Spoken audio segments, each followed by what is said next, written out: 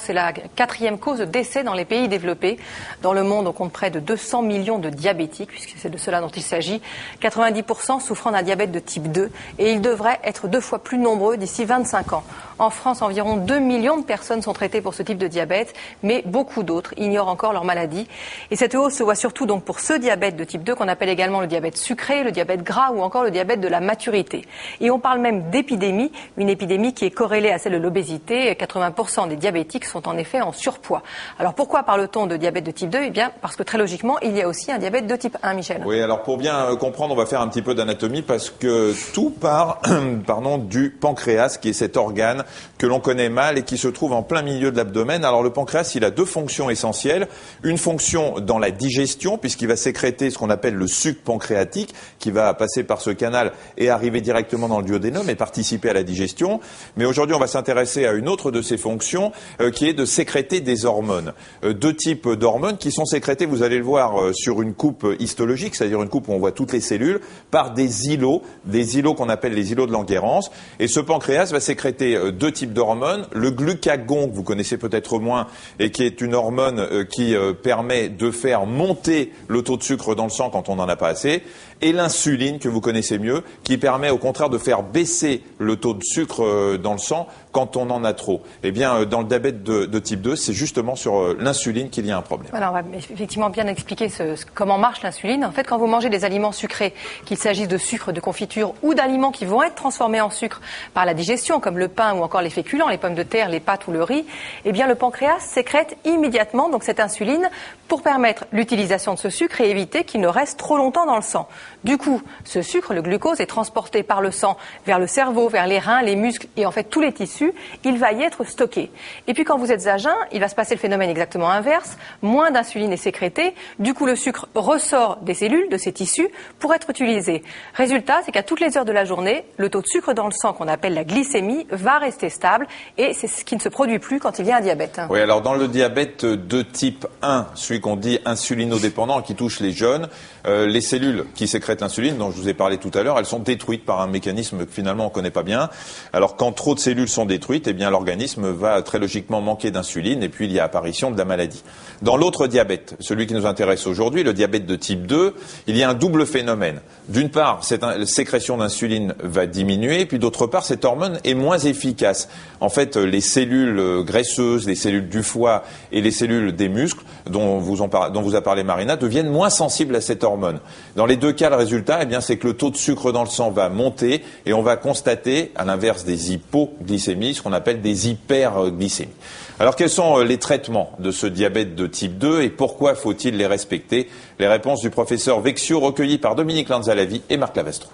Dans le diabète de type 2, il y a 3 grands types de traitements. Le premier, c'est l'activité physique, parce que l'activité physique, ça aide un petit peu à perdre du poids et surtout, ça fait que la sensibilité de l'organisme vis-à-vis de l'insuline augmente. Donc plus vous avez d'activité physique, mieux l'insuline qui est sécrétée va marcher. La deuxième chose, c'est comme je l'ai dit, le surpoids joue un rôle important et donc une bonne diététique équilibrée et qui a fortiori fera perdre du poids chez les gens en surpoids, c'est le second volet du traitement. Donc la diététique, c'est absolument essentiel. Et puis le troisième volet de traitement, bien entendu, eh bien, ce sont les médicaments qui vont aider à sécréter de l'insuline ou qui vont aider l'insuline qui est sécrétée à être active. Et puis parfois même, quand il n'y a plus assez d'insuline, eh on va apporter cette insuline. Ces traitements contraignants doivent souvent être pris toute la vie et leur dosage augmente avec le temps, car le diabète de type 2 est une maladie évolutive qui a tendance à s'aggraver. L'hygiène de vie et les médicaments ne doivent donc jamais être négligés. Le diabète de type 2, quand il n'est pas traité, il entraîne des conséquences graves au niveau des artères en particulier. Alors ça peut toucher les petites artères, ça peut détruire le rein, ça peut détruire la rétine et aller jusqu'à créer une cécité, une perte de la vue. Le rein, ça peut entraîner une insuffisance rénale qui peut conduire au rein artificiel, donc c'est extrêmement grave. Et puis ça touche aussi les plus grosses artères. Alors, les grosses artères, celles qui sont le plus touchées, c'est les artères du cœur, les artères coronaires. Et on sait très bien que le diabète est très souvent responsable d'infarctus, donc de lésions grave au niveau du cœur. Ça peut toucher les artères qui vont au cerveau et entraîner des accidents vasculaires. C'est la crise d'attaque, comme on disait autrefois, et ça c'est extrêmement grave aussi. Et enfin, ça touche les artères des jambes. Ça donne ce qu'on appelle l'artérite, avec un risque majeur d'artères qui se bouchent au niveau des jambes, ce qui peut conduire jusqu'à des nécroses au niveau des pieds, voire des amputations nécessaires pour les traiter. Donc c'est extrêmement grave. On va revenir sur ces complications parce qu'elles sont chiffrées. Ce qu'il faut bien comprendre, c'est que ce sont les à-coups hyperglycémiques, donc quand il y a trop de sucre dans le sang, qui sont dangereux pour les vaisseaux. Pour ceux du cœur, le risque de maladie cardiaque est multiplié par 15 chez les diabétiques. Les vaisseaux des reins, 10% des dialysés sont des diabétiques non traités. Les vaisseaux des jambes, 5000 amputations sont faites chaque année du fait d'un diabète non traité. Et puis enfin, les vaisseaux des yeux, le diabète est la première cause de cécité chez l'adulte. Et ces complications, et c'est tout le problème, se font insidieusement, à bas bruit, en cas de diabète gras, parce que le diabète maigre, lui, et le diabète de type 1 se manifeste très vite. Oui, et tant qu'il n'y a pas de complications, les diabétiques ne se sentent pas malades. Ils ont donc souvent du mal à accepter le suivi et les traitements qui, on l'a entendu, sont indispensables dans cette maladie.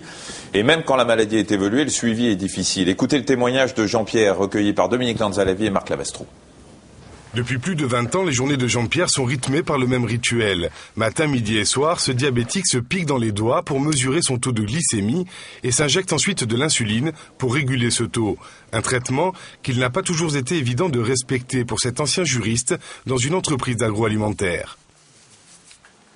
Aujourd'hui que je suis en retraite, c'est une contrainte très supportable, mais c'est vrai que quand on a une activité professionnelle, sortir l'appareil, faire l'analyse, se piquer phase ultime sont un peu plus gênants et on s'efforce quelquefois de le faire dans des conditions, pas forcément de meilleure hygiène et de façon la plus discrète possible. Avant que son diabète n'évolue, Jean-Pierre ne prenait pas d'insuline, juste des médicaments en comprimés. Mais pendant longtemps, il n'a pas accepté les règles imposées par sa maladie. Car en dehors de l'automobile, il a également une autre passion, la bonne chère. Je suis un bâtard de Normand et d'Ossalois, béarnais. Alors, le pays de la crème, le pays du Jurançon, et des cochonnailles, du foie gras, de bonnes choses, en tout état de cause, ça fait un cocktail qui n'est pas forcément le meilleur ami du diabète, ou du moins à l'égard duquel le diabète se réjouit à l'avance. Et si l'on tente d'oublier le diabète, lui ne vous oublie pas. À cause du sien, Jean-Pierre souffre aujourd'hui d'une insuffisance rénale. Depuis 1 an et demi, en plus de son traitement, il est dialysé plusieurs fois par semaine. Alors se faire suivre, c'est bien, mais à condition qu'on sache qu'on est diabétique. Alors pour ça, le dépistage est bien sûr indispensable. Il est simple et fiable. Une prise de sang suffit. On va simplement mesurer le taux de sucre dans le sang, mais il faut que ce soit à jeun. Oui, effectivement. De toute façon, tout le monde doit se faire dépister à partir de 50 ans, mais doivent se faire dépister les personnes, en fait, dès 40 ans, si elles ont des parents diabétiques, une hypertension, trop de cholestérol ou trop de triglycérides, ou encore les personnes en surpoids. Et puis, les femmes qui ont donné naissance à des bébés qui pesaient plus de 4 kilos doivent également se faire dépister. Sachez qu'un examen normal n'est pas un gage à vie, donc le prélèvement doit être refait régulièrement. Et puis enfin, le diabète, du fait de l'épidémie d'obésité, on en parlait, touche des adultes de plus en plus jeunes. Du coup, les diabétologues souhaitent que soient développés des tests justement pour les jeunes. Oui, on rappelle que le taux d'enfants en surpoids est passé de 3% il y a 40 ans à plus de 16% aujourd'hui. Et puis il y a un autre espoir, une meilleure connaissance des facteurs génétiques. On sait par exemple que quand un parent est diabétique, le risque pour les descendants est de 30%, alors que celui dans la population générale est de 6%. Si les 2 parents sont diabétiques, le taux va passer à 50% et la maladie apparaît plus tôt, vers l'âge de 30-40 ans. Quant aux vrais jumeaux, si l'un est diabétique, le risque que l'autre le soit est de 90%.